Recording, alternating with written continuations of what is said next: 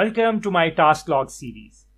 इस सीरीज में मैं प्रोग्रामिंग रिलेटेड टॉपिक्स को डिस्कस करूंगा और आज की जो डिस्कशन है वो एंटलर के ऊपर होगी।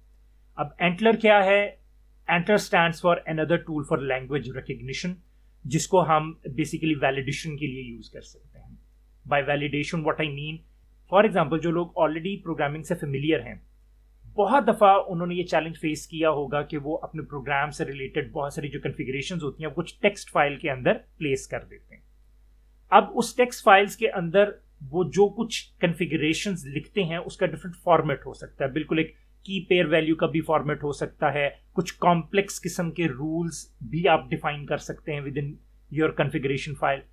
लेकिन एक सिंपल टेक्स्ट फाइल को आप वैलिडेट अगर करना चाहें और देखना चाहें कि यूजर ने उसमें कोई गलत चीज तो टाइप नहीं कर दी, ऐसी चीज तो नहीं है जो कि आपके रूल्स के अगेंस्ट है, तो ऐसी सिंपल टेक्स्ट फाइल को या ऐसी सिंपल बाइनरी फाइल को आपने अगर लेट्स सपोज वैलिडेट करना है अपने रूल्स को पार्स करके, तो उसके लिए जो एंटलर का टूल है ये एक पार्सर जनरेटर की तरह काम कर सकता है।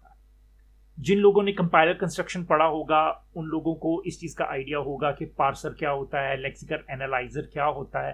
तो ये सारी चीजें हम इसको ऑटोमेटिकली इससे कोड जनरेट कर सकते हैं। तो you can say antler is basically a code generator. और किस चीज का कोड जनरेट करके देता है हमें?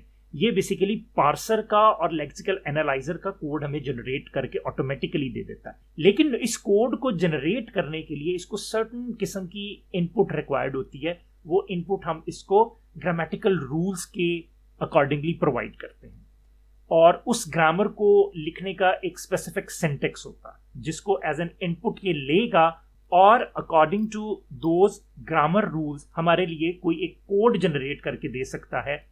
जावा का कोड होगा ऑब्वियसली, और जावा के इस कोड को हम अपने एग्जिस्टिंग प्रोजेक्ट में यूज कर सकते हैं। काफी इजी हो जाता है फिर आपकी कॉन्फ़िगरेशंस या रूल्स को वैलिडेट करना। तो इसको अंडरस्टैंड करने के लिए हम एक छोटी सी एग्जांपल को लेके चलते हैं। हम एक अपनी इमेजिनरी लैंग्वेज के लिए एक पार्सर लिखना चाहते हैं। हमारी जो इमेजिनरी लैंग्वेज होगी उसको हम बड़ा सिंपल सा रखेंगे। तो हमारी जो इमेजिनरी लैंग्वेज होगी उसमें 3 statements for the time being मैं लेके चलूंगा और उसी के अकॉर्डिंगली हम अपने रूल्स को डिफाइन करके देखेंगे। तो देखते हैं कि वो सैंपल प्रोग्राम किस तरह का हो सकता है। तो हमारा जो सैंपल प्रोग्राम है वो हमेशा बिगिन के कीवर्ड से स्टार्ट हुआ करेगा और इसमें जो 3 तरह की डिफरेंट स्टेटमेंट्स मैं डिस्कस करूंगा उसमें से एक स्टेटमेंट असाइनमेंट स्टेटमेंट होगी जो कि वेरिएबल्स में वैल्यूज असाइन करेगी, एक स्टेटमेंट ऐड का ऑपरेशन परफॉर्म करेगी और एक स्टेटमेंट जो है वो हम प्रिंट के लिए यूज करना चाहेंगे। और at the end of our program जो कीवर्ड हम यूज करेंगे वो एंड का कीवर्ड यूज करेंगे। तो ये एक इमेजिनरी सी लैंग्वेज मैंने एक अभी डिजाइन की है जो कि असेंबली से काफी मिलती जुलती है। अगर हम इस प्रोग्राम को आइटरेट करें तो इसमें जो पहली स्टेटमेंट है बिगिन, वो एक कीवर्ड होगा। हमेशा जब भी बिगिन का कीवर्ड आएगा तो हम ये समझेंगे कि हमारा वहां से प्रोग्राम स्टार्ट हो गया।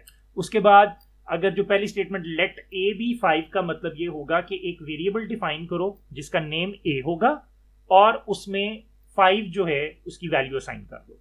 फिर इसी तरीके से जो सेकंड स्टेटमेंट है लेट बी बी 10, तो उसका मतलब है कि भी एक वेरिएबल बी डिफाइन कर दो और उसकी वैल्यू जो है वो 10 रख दो। फिर इसी तरीके से ऐड का ऑपरेशन है और उसमें मैं लिख रहा हूं कि ऐड 3 टू बी। तो जो ऐड 3 है, 3 तो एक लिटरल है, तो 3 को हमने बी की एग्जिस्टिंग वैल्यू में ऐड करके बी में ही स्टोर करना है। तो आप देख सकते हैं कि उससे बी की जो वैल्यू है वो 13 हो गई। इसी तरीके से अगली जो ऐड की स्टेटमेंट है that is add b to a. तो हम एग्जिस्टिंग वैल्यू ऑफ बी लेंगे जो कि 13 है और एग्जिस्टिंग वैल्यू ऑफ ए लेंगे जो कि 5 है और इन दोनों को ऐड अप करेंगे तो 18 बनेगा और उसको स्टोर कहां पे करेंगे? ए के अंदर स्टोर करेंगे। तो ए की वैल्यू एट दिस पॉइंट 18 होगी और बी की वैल्यू 13 होगी। अगली जो ऐड की स्टेटमेंट है उसमें मैंने लिखा है कि ऐड ए टू बी। तो ए टू बी क्या करेगा? ए की एग्जिस्टिंग वैल्यू लेगा जो कि 18 है, बी की एग्जिस्टिंग वैल्यू लेगा जो कि 13 है। सो 18 प्लस 13 आंसर जो है वो 31 होगा और उसको स्टोर कहां करेगा? बी में स्टोर करेगा। तो बी की वैल्यू जो है वो 31 हो जाएगी। तो एट दिस स्टेज बी की वैल्यू 31 है और ए की वैल्यू 18 है। तो अगर मैं स्टेटमेंट लिखता हूं प्रिंट बी तो दैट मीन्स कि स्क्रीन पे आउटपुट आनी चाहिए 31। और अगर मैं लिखता हूं प्रिंट 3 तो 3 एक लिटरल कांस्टेंट है तो वो उसको एज इट इज 3 को प्रिंट कर देगा। तो ये मेरी एक रिक्वायरमेंट है जिसको कि मैं अचीव करना चाहता हूँ। अगर मैं खुद से स्क्रैच से ये सारे रूल्स लिखूं, इसके लिए पार्सर लिखूं और लेक्सिकल एनालाइजर, तो वो काफ़ी कॉम्प्लेक्स टास्क हो जाएगा। अभी हम लोग देखेंगे कि अगर हम इसके लिए एक एंटलर को इनपुट देने के लिए एक ग्रामर लिख लें, तो एंटलर हमारे लिए ये सारा का सारा कोड किस तरीके से ऑटोमेटिकली जनरेट कर दे। तो अगली वीडियो में हम लोग देखेंगे कि इसके अगेंस्ट हम एक सिंपल सी एंटलर की ग्रामर किस तरह से लिख सकते हैं।